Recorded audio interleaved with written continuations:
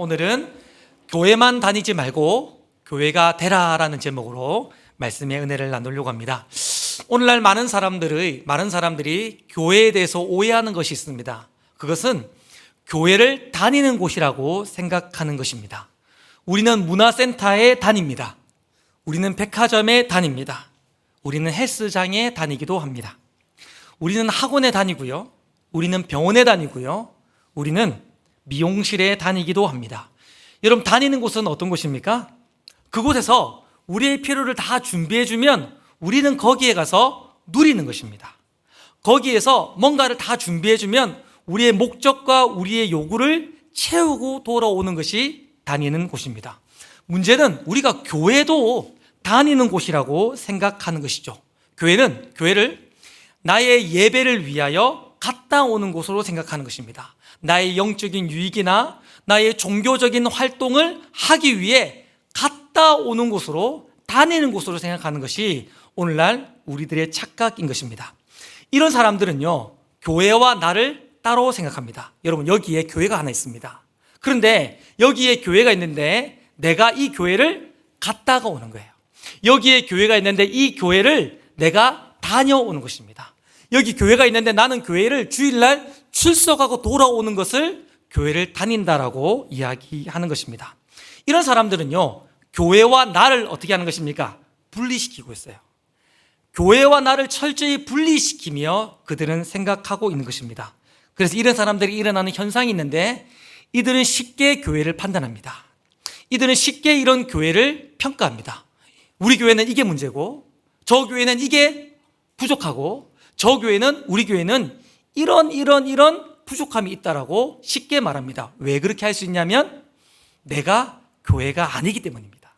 내가 이 교회라고 생각하지 않기 때문에 쉽게 교회를 판단하는 것입니다. 그러나 성경은 일관되게 교회는 다니는 곳이 아니라 되는 것이라고 이야기하고 있는 것입니다. 이게 어떤 말인가? 내가 예수를 믿는 순간 그리스도 예수를 머리로 한 그의 몸의 지체가 되었습니다. 할렐루야. 그리스도 예수를 머리로 한 교회의 일원이 되었고 내가 교회가 되었다는 말입니다. 여러분, 저를 한번 보실까요? 여기 저의 오른손이 있습니다. 이건 분명히 저의 오른손입니다. 이 오른손은 저의 몸의 일부이지만 동시에 뭡니까? 제 몸입니다. 우리는 다 교회입니다. 아멘이시죠? 우리는 다 교회입니다. 우리가 여기에 모여 있는 것 자체가 교회로 여기에 우리가 모여 있는 것입니다. 여러분들은 그 교회의 일원으로, 교회의 지체로 여기에 있는 것입니다. 우리가 다 교회이지만 동시에 여러분 한 사람 한 사람이 교회가 되어지는 것이죠. 여러분, 성광교회는 어디에 있습니까? 성광교회는 어디에 있습니까? 경북, 경산시, 강변서로 265번지에 성광교회가 있습니까? 여러분, 이 빨간 벽돌 건물이 성광교회입니까? 아닙니다. 이거는 진짜 교회들이 모이는 장소에 불과합니다. 진짜 교회는 저희고 여러분들이고 우리인 줄 믿습니다. 만약 오늘 우리가 마음을 딱 먹어가지고 저기 803 갓바위 위에서 예배를 모이자 했으면 803 갓바위 위에 성광교회가 있게 되어지는 것이죠. 교회는 어떤 장소가 아니라 우리들이 교회이고 우리들의 모임이 교회인 것입니다. 한번 따라할까요? 내가 교회다. 우리가 교회다. 하나님은 우리를 교회로 부르셨습니다. 그리고 그 몸의 지체가 되게 하신 것이죠. 여러분, 우리 몸을 가만 보면요, 몸 안에 지체들이 있는데 그 지체들은 그냥 존재하지 않습니다. 어떻게 존재합니까? 각 지체들은 서로가 서로를 위하여 섬기고 서로가 서로를 위하여 기능하도록 존재합니다. 그리고 이 지체들은 자기만을 위해 존재하지 않고 서로가 서로를 섬기면서 결국은 그 몸을 위하게 되어져 있습니다. 우리가 교회라는 공동체의 일원이 되어졌고 교회가 되어졌다는 말은 우리가 서로를 사랑과 섬김으로 배려하고 섬기는 존재가 된 것이에요. 또한 우리가 서로를 위하여 희생하고 섬김으로 말미암아 교회를 건강하게 만드는 것이 진짜 교회인 것입니다. 바울은 에베소서 4장, 에베소 후반부를 시작하면서 우리가 교회라고 말한 다음에 교회로 부름받은 그 부름에 합 합당하게 행동해라라고 이야기를 하고 있습니다. 그 부름에 합당한 행동 첫 번째는 무엇이었냐면 삼위일체 하나님이 이미 교회를 하나 되게 하셨는데 그 하나 되게 하신 것을 파괴하지 말고 지켜나가라고 하셨습니다. 여러분 잘 기억하십시오. 우리가 교회를 하나 되게 하는 게 아니에요. 이미 삼위일체 하나님이 교회를 하나 되게 하셨습니다. 그 하나 되게 하신 것을 나의 욕망, 나의 정욕, 나의 나됨으로 파괴하지 말고 지켜나가는 것이 교회로 부름받은 우리가 해야 할 가장 우선적인 일인 줄 믿습니다. 어떻게 하는 것입니까? 4장 2절에 보면 겸손과 온유와 오래 참음과 용납함으로 하나됨을 지켜라고 이야기합니다. 여러분 이건요, 겸손, 온유, 오래 참음, 용납은요 우리 본성으로 절대 되지 않는 것입니다. 힘써 노력해야 되는 거예요. 바울은 고린도전서에서 이 모든 것들이 뭐라고 얘기했냐면 사랑이라고 얘기했습니다. 그러니까 우리가 어떻게 하나 될 수 있냐면 힘을 다해서 서로 사랑함으로 교회의 하나됨을 지켜나가야 되는데 그게 교회로 부름받은 우리가 가장 중요하고 우선적으로 해야 할 일인 줄 믿습니다. 그리고 오늘 읽었던 이 본문에는 교회로 부름받은 우리가 무엇을 해야 되는지 또 한 번 나와 있는데요. 무엇을 해라고 말하냐면 지체를 섬기고 교회를 세워나가라고 얘기합니다. 다시 어떻게 해요? 지체를 섬기고 교회를 세워나가라고 말합니다. 그런데 뭘 통해 지체를 섬기느냐? 무엇을 통해 교회를 세워나가는가? 한번 따라하겠습니다. 은사, 시작. 은사. 하나님이 우리에게 은사를 주셨어요. 근데 그 은사를 가지고 지체를 섬기고 그 은사를 가지고 교회를 세워나가는 것이 교회로 부름받은 우리가 부르심에 합당하게 살아가는 것이라는 것입니다. 그럼 가장 먼저 은사란 무엇인가? 우리가 교회에서 은사 이야기를 많이 하는데 은사가 무엇인가? 우리 4장 7절 말씀을 같이 읽어보겠습니다. 시작. 우리 각 사람에게 그리스도의 선물의 분량대로 은혜를 주셨나니. 아멘. 은사를 딱 한마디로 정리하면 예수님이 우리에게 주신 선물입니다. 은사가 뭐라고요? 예수님이 우리에게 주신 선물입니다. 그런데 예수님이 우리에게 주신 선물의 특징이 있습니다. 여러분 성경을 한번 다시 보실래요? 7절 3방절 말씀해 보시면 가장 먼저 우리 각 사람에게 라고 말하고 있습니다. 이 말의 의미가 뭡니까? 우리 한 사람 한 사람에게, 한 사람도 빠짐없이 우리 전부에게, 한 사람 한 사람에게 선물을 주셨다는 것입니다. 그럼 이 선물은 뭐냐? 하반절 말씀해 보면 은혜를 주셨나니 라고 되어 있는데 이 은혜는요 우리를 구원하시는 은혜가 아니라 은사를 이야기하는 것입니다. 그러니까 정리해 보면 우리 각 사람에게 하나님께서 빠짐없이 은사를 선물로 주셨습니다. 그런데 이 은사의 특징이 있어요. 이 선물의 특징이 있습니다. 그게 뭐냐? 중간 좀 말씀해 보시면 그리스도의 선물의 분량대로. 이 말의 의미가 뭐냐면 나보다 나를 더 잘 아시는 예수님께서, 나보다 나를 더 사랑하시는 예수님께서 나한테 꼭 필요한 은사를 선물로 주셨다는 것입니다. 내게 꼭 알맞는 은사를 우리 모두에게 선물로 주셨다는 것입니다. 마치 마태복음 25장에 보면 달란트 비유회처럼 주인이 어떤 사람에게는 꼭 필요한 5달란트를 주셨고 어떤 사람에게는 꼭 알맞는 2달란트를 주셨고 어떤 사람에게는 딱 맞는 1달란트를 주셨듯이 예수님께서 우리들에게 은사를 선물로 우리들에게 주셨다라고 이야기하는 것입니다. 정리해 볼까요? 은사가 뭐냐? 예수님의 선물입니다. 이 은사 특징이 뭐냐? 한 사람 한 사람에게, 모든 사람에게 은사를 주셨는데 나한테 꼭 맞는 은사를 선물로 주신 것입니다. 주님이 우리들에게 은사를 선물로 주셨다는 사실을 믿을 수 있기를 주님의 이름으로 축원합니다. 그런데 이런 얘기를 해도 안 믿는 사람들이 많아요.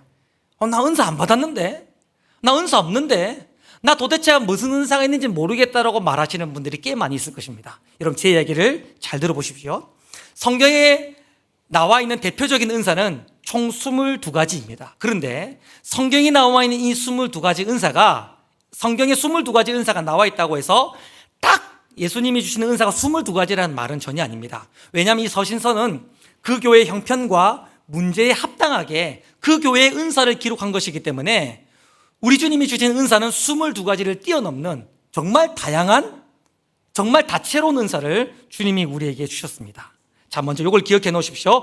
은사는 22가지가 아니라 정말 다양하고 다채로운 은사를 우리에게 주셨다. 그런데 여러분, 성경에 등장하는 22가지 은사 중에 6가지는 초자연적인 은사입니다. 병을 고치는 은사, 능력을 행하는 은사, 예언하는 은사, 방언하는 은사, 영을 분별하는 은사, 통변을 하는 은사. 그러면 22가지 중에 6가지가 초자연적인 은사라면 나머지 은사는 몇 가지입니까? 22 빼기 6은 16가지. 16가지 은사 어떤 것들이 있습니까? 지식의 은사, 지혜의 은사, 믿음, 가르침, 섬김, 권면, 위로, 구제, 국률, 봉사, 이런 것들이에요. 우리가 보기에 굉장히 평범하고 일상적이고 이거 있으나 마나 하는 것 같은 은사들이 사실은 은사의 대부분을 차지하는 것을 보게 됩니다. 특별히 고린도서 12장에 보면요, 바울이 정말 하늘을 날아다니는 초자연적인 은사를 말한 다음에 이렇게 말합니다. 더 큰 은사를 너에게 보이겠다. 초자연적인 정말 대단한 은사를 말한 다음에 그것보다 더 큰 은사가 있다고 말하면서 뭐라고 말합니까? 사랑은, 이렇게 말하고 있어요. 그러니까 우리가 생각하기에 은사는 이런 것이라 생각하지만 사실은 은사는 우리의 성품과 관련된 것들이 꽤 많이 있는 것입니다. 여기에서 우리가 은사가 없다고 생각하는 거예요. 우리는 흔히들 은사를 이렇게 생각합니다. 초자연적이고 확 드러나고 뭐 굉장한 일을 해내는 게 은사라고 생각하지만 실제로 성경에 나와 있는 대부분의 은사는 굉장히 일상적이고 평범하며 있는지 없는지도 모를 만큼 희미한 것들일 수 있다는 것입니다. 또한 이 은사는요, 성품과 관련된 것들이 많기 때문에 내게 이미 은사가 있지만 이 은사가 없다고 생각하는 경향들이 많이 있는 거예요. 오늘 8시 35분에 놀라운 일들이 일어났습니다. 오늘 아침 8시 35분에 실제로 있었던 일인데요, 우리 교회 교육자실에서 제가 두 분의 목사님들에게 물었습니다. 설교를 마무리하면서 두 분의 목사님에게 제가 물었습니다. 목사가 물었습니다. 두 분의 목사님에게, 목사님, 저한테 어떤 은사가 있는 것 같아요?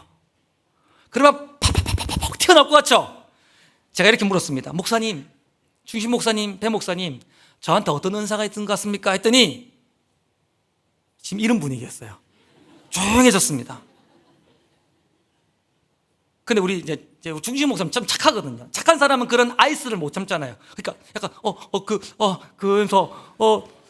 그 설교하는 은사가 있는 것 같습니다. 이렇게 했어요. 그래서 제가 설교가 뭔 은사가 이랬어요. 그랬더니 그게 제 말이 그 말이 아니라 이러면서 뭐라 했냐면, 아니 그 어려운 내용을 쉽게 잘 설명하는 그런 설교의 은사가 있는 것 같습니다. 했더니 제가 배 목사님은 그때까지 입을 한마디도 띄지 않고 있었어요. 그래서 제가 다시 물었습니다.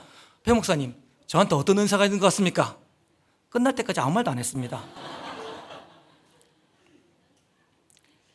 오늘부터 저는 배 목사님 제 핸드폰 번호 지우기로 했습니다.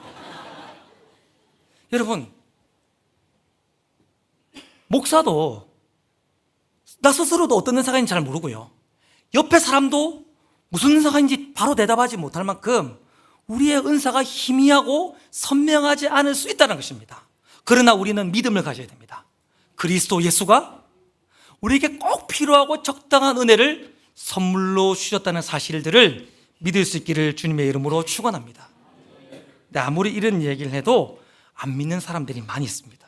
실제로 한 집사님하고 어떤 양육훈련 자리에서 대화를 해나가다가 이 집사님이 가만 보니까 양육훈련을 하는데 교회에서 아무것도 안 하는 거예요. 오늘 설교 제목처럼 진짜로 교회만 다니시는 거예요. 그래서 제가 이 집사님에게, 집사님, 그래도 교회에서 봉사를 하셔야죠.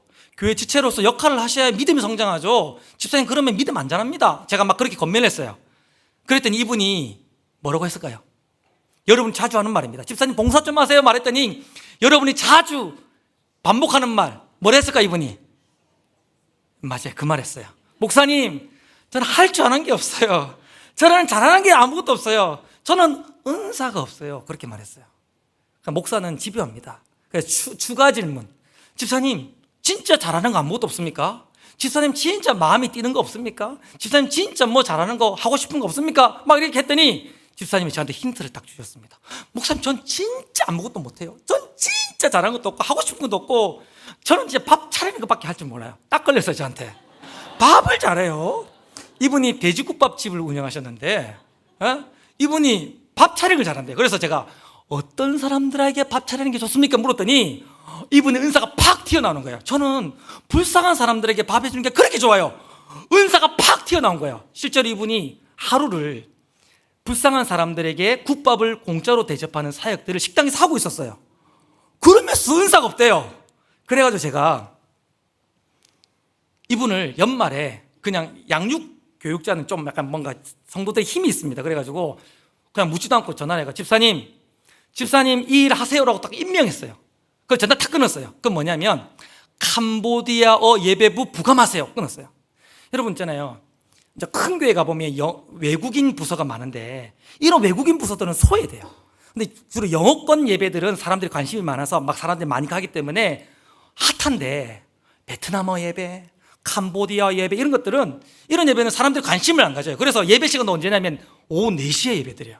그리고 큰 교회들은 오후 1시만 되면 다 집에 갑니다. 어른 성도들은. 그런데 모든 예배가 다 끝나고 빈 시간에 오후 4시에 캄보디아 예배부가 예배를 드리는 거예요. 진짜 소외된 사람들이에요. 근데 이 사람들은 저녁에 모이기 때문에 또 어렵게 살아간 노동자들이 대부분이기 때문에 밥이 꼭 필요합니다. 자, 소외된 사람들, 국률이 필요한 사람들이고 밥을 꼭 먹어야 되는 사람들이 모인 부서가 캄보디아 예배부인데 거기에 국률의 은사, 섬김의 은사, 대접하는 은사, 밥을 잘 만드는 은사를 가진 분을 제가 부감으로 딱 넣었습니다. 어떤 일이 일어났을까요? 파티가 일어나는데 매일매일 놀라운 파티가 일어나게 되는 겁니다. 그래서 어떻게 됐을까요? 부흥이 일어나는데 그 부서가 놀랍게 부흥하는 거예요. 막 사람들이 밥 먹으러 오는데 제가 그때 깨달았습니다. 하나님의 말씀보다 수익이 더 큰 은혜가 있다는 사실을 그때 깨달았습니다.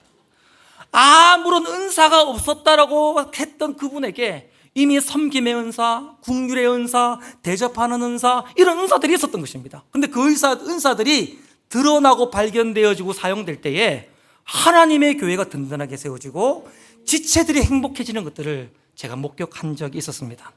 한 집사님은 너무 소심한 분이 계세요. 너무 소심해서 집사님 안녕하세요 하면 안녕하세요. 집사님 식사하셨어요? 예, 먹었어요. 이러면서 대답 소리도 잘 듣기 힘드는 너무 부끄러움이 많은 집사님이 계셨습니다. 집사님하고 상담한 일이 있어가지고 하다가 집사님 이렇게 하면 안 됩니다. 하나님의 교회를 섬기고 예배만 드린다고 될 게 아니라 집사님 그래서 이렇습니다. 막 가면서 제가 섬김을 막 얘기했어요. 그랬더니 집사님 뭐라 했을까요? 고만했습니다. 목사님 저는 진짜 할 줄 아는 게 없습니다. 저는 잘하는 게 없고요. 할 줄 아는 것도 없고 하고 싶은 것도 없습니다. 그래서 제가 또 물었습니다. 아니 집사님 취미 없습니까?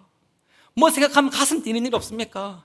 이거 하면 눈물 나는 일 없습니까? 그랬더니 집사님 엄청 교만하시더라고. 전혀 없어요 이러더라고요. 그래서 제가 또 물었습니다. 목사는 엄청 집요합니다. 그래가지고 집사님 그러면 집에 있으면 누워만 계십니까? 아무것도 안 합니까? 집사님 집에 있을 때에 제일 즐겁게 하는 일이 뭡니까? 했더니 저는 아무것도 안 합니다. 아무것도 안 하는데 딱 저한테 들켰어요. 저는 화분만 가꿉니다. 딱 걸렸어요. 화분? 집사님의 풀의 은사가 있군요. 이래가지고 제가 집사님 뭐랬냐면 집사님 우리 교회 조경부 하세요. 우리 교회 풀 가꾸고 풀 뽑고 꽃 가꾸는 역할을 하세요. 했더니 이분이 그렇게 부끄러운 마음분이 오실 때에 혼자 안 오고 딸을 데리고 왔어요. 딸도 가만 봤더니 집사님처럼 너무 부끄러움이 많아가지고 할 줄 아는 게 아무것도 없는데 엄마 닮아 풀은 잘 뽑더라고요. 그래 이 두 모녀가 온 교회를 다니면서 교회 풀이란 풀은 다 뽑고 다니는 거야. 아무것도 할 줄 없고 숨밖에 쉬는 게 할 줄 없다라는 분들이 온 교회를 가장 아름답게 만드는 섬김을 하고 있는 것들을 보게 되었습니다. 여러분 믿음을 가지십시오. 우리를 가장 잘하고 우리를 가장 사랑하시는 그 예수님께서 우리에게 꼭 필요한 은사를 가장 걸맞는 은사를 우리들에게 선물로 주셨다는 것들을 믿을 수 있기를 주님의 이름으로 축원합니다. 근데 여전히 여러분들은 절반 정도는 그래도 없어요 라고 말씀하시는 분 계시는데 오늘 설교 끝까지 들으시면 무조건 은사를 발견할 수 있도록 제가 도와드리겠습니다. 채널 고정 끝까지 들으시면 됩니다. 자, 한번 따라하겠습니다. 예수님께서 나에게 꼭 맞는 은사를 주셨습니다. 믿습니다. 믿을 수 있기를 바랍니다. 두 번째로 그럼 이런 은사를 누가 주셨는가? 7절 말씀해 보면요. 예수님이 은사를 주셨다라고 분명하게 말하고 있습니다. 맞죠? 7절 말씀해 보시면요. 그런데 우리가 읽었던 이 본문의 7절하고 11절로 딱 넘어가 보면 본문이 너무 자연스러워요. 여러분 한번 보실래요? 에베소 4장 7절 말씀 제가 읽어볼게요. 우리 각 사람에게 그리스도의 선물의 분량대로 은혜를 주셨나니 11절로 넘어가면 제일 확실합니다. 그가 어떤 사람은 사도로, 어떤 사람은 선지자로, 어떤 사람은 복음을 전하는 자로, 어떤 사람은 목사와 교사로 삼으셨느니라. 7절에서 11절로 넘어가면 본문이 제일 부드럽고 정확합니다. 그런데 어울리지도 않는 8절부터 10절이 중간에 갑자기 확 끼어들었습니다. 이거는 바울이 중간에 끼워 넣은 거예요. 여러분, 에베소서는 편지 아닙니까? 제 생각에 바울이 편지를 다 쓴 다음에 강조하고 싶었던 메시지가 여기서 있었던 것 같아요. 그래서 첨삭 표시 있죠. 붓을 들어가지고 첨삭 표시 쭉 해가지고 여기다가 8절부터 10절을 고의적으로 집어넣었다 생각합니다. 그래서 여러분 영어 성경에 보면 이게 갈로로 딱 표시되어 있어요. 어떤 내용입니까? 이거 중간에 첨삭하겠다는 그런 내용들입니다. 바울이 7절에서 예수님이 우리들에게 은사를 주셨다고 말한 다음에 왜 굳이 8절부터 10절을 집어넣었을까요? 8절부터 10절까지 내용은 뭡니까? 8절만 한번 읽어보실까요? 8절 제가 읽어보겠습니다. 그러므로 이르기를 그가 위로 올라가실 때에 사로잡혔던 자들을 사로잡으시고 사람들에게 뭘 주셨다? 선물을 주셨다. 승천하신 예수님께서 우리들에게 선물로 은사를 주셨다는 말을 고의적으로 하고 있는 것입니다. 그리고 9절 10절은 그렇게 은사를 주신 예수님이 어떤 분인지를 설명하는 것입니다. 바울은 이미 7절에서 예수님이 우리에게 은사를 주셨다고 말했는데, 그리고 바울은 고의적으로 8절부터 10절까지 말씀을 통해 예수님이 은사를 주셨다고 강조하고 있는 것입니다. 특별히 여러분 8절 말씀은요, 시편 68편을 인용하는 성경 구절이에요. 근데 시편 68편은요 성자 예수님에 관련된 성경 구절이 아닙니다. 누구에 대한 성경 구절이냐면 성부 하나님에 대한 성경 구절이에요. 이렇게 돼 있어요. 성부 하나님께서 사람들에게 선물을 받으셨다고 말하고 있습니다. 근데 바울은 그걸 잘 알고 있었지만 그 성경 구절을 바꾸어서 반대로 성자 예수님이 사람들에게 선물을 주셨다라고 성경의 표현을 바꾸면서까지도 이 구절을 기록하고 있습니다. 여러분 왜 그렇게 하는 걸까요? 이미 7절에서 예수님이 우리들에게 선물로 은사를 주셨는데, 그리고 8절부터 10절까지를 통해서 그 예수님이 주셨다 강조하고, 또 구약 성경을 인용하면서 성부 하나님에 관련된 기사를 성자 예수님으로 바꿔가면서 성부 하나님이 받으신 선물을 반대로 성자 예수님이 우리에게 선물을 주셨다라고 강조하고 있습니다. 지금 바울이 강조점이 어디에 있냐면, 여러분 여기에 우리 한글 성경은 잘 안 나눴지만 헬라어 성경 바울이 기록할 때는 여기에 별표를 100개 치면서 막 당구장 표시해가면서 빨간색 파란색 막 기록하면서 예수님이 주셨다는 이야기를 계속 강조하고 있는 거예요. 왜 그렇게 할까요? 여러분 우리가 에베소서의 말씀을 계속 살펴보고 있잖아요. 에베소서에서 가장 귀하고 가장 소중한 건 다 예수님 안에서 예수님을 통해 주어진 것입니다. 에베소서 1장 4절 말씀에 보면 성부 하나님이 창세전에 우리를 택하셨는데 그리스도 안에서 우리를 택하셨다고 말하고 있습니다. 1장 7절 말씀에 보면 성자 예수님이 우리를 구원하시고 구속하셨는데 그리스도 안에서 우리를 구속하셨다고 딱 기록해 놨습니다. 1장 13절 말씀에 보면 성령 하나님이 우리를 너는 내 것이라 인치셨는데 그냥 인치신 것이 아니라 성자 예수 그리스도 안에서 우리를 인치셨다고 딱 말하고 있습니다. 중요한 건 전부 다 그리스도 예수를 통해서 일어난 거예요. 에베소 2장 21절 22절에 그렇게 구원의 결과인 교회가 되는 것도 예수 그리스도로 말미암아 예수님을 통해서 우리가 구원에 이르렀다고 말하고 있습니다. 여러분 에베소 1, 2, 3장 에베소서의 전반부의 핵심 결론이 무엇이었습니까? 우리가 구원받았고 교회가 됐다는 거예요. 근데 그렇게 소중하고 중요한 모든 것은 다 예수님을 통해 우리에게 주어진 것입니다. 바울이 말하고 싶은 게 이거예요. 그리스도 예수가 은사를 선물로 주셨는데 이 은사는 가벼운 것이 아니라 가장 소중한 것이라는 것입니다. 할렐루야. 이 은사는 그냥 대충 주어진 것이 아니라 가장 소중하고 가장 귀하게 우리에게 주어졌다라고 이야기하고 있는 것이죠. 정리하고 넘어갈까요?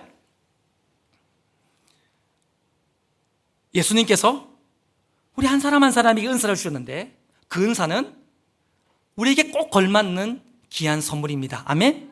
근데 이 선물은요, 가벼운 선물이 아니라, 작은 선물이 아니라 너무 귀하고 소중한 선물인 줄 믿습니다. 그러면 이 선물을 왜 주셨을까요? 이 은사를 왜 주셨을까요? 세 번째입니다. 은사의 목적은 무엇일까요? 에베소 4장 12절 말씀입니다.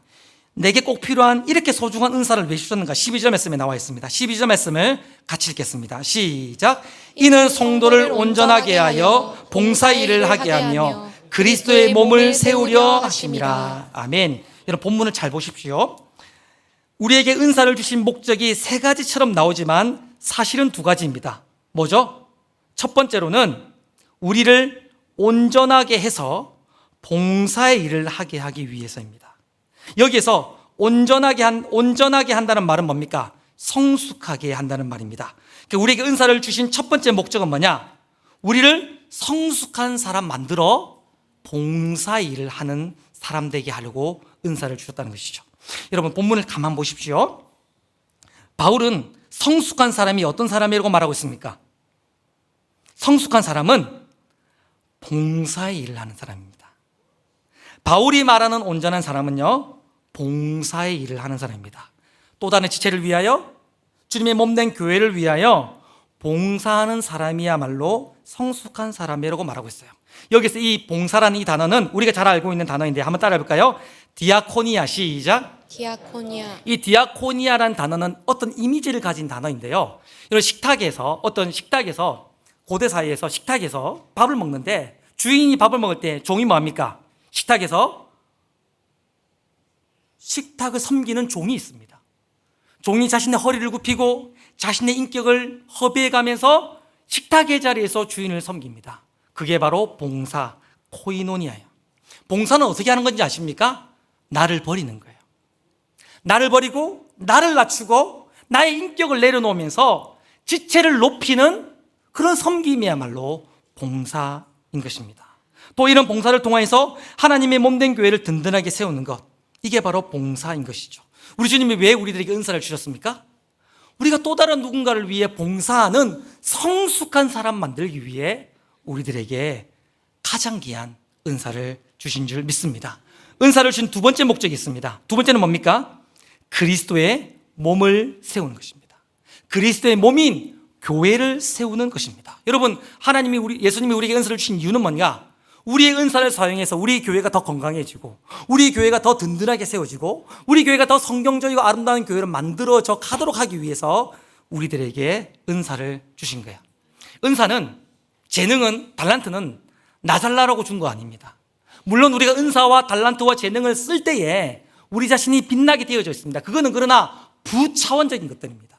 우리에게 은사를 주신, 재능을 주신, 달란트를 주신 이유는 다른 사람을 섬기고 또한 주의 몸된 교회를 세워나가게 하기 위해서 우리들에게 은사를 주신 거예요. 은사는 철저히 이타적입니다. 철저히 공동체적입니다.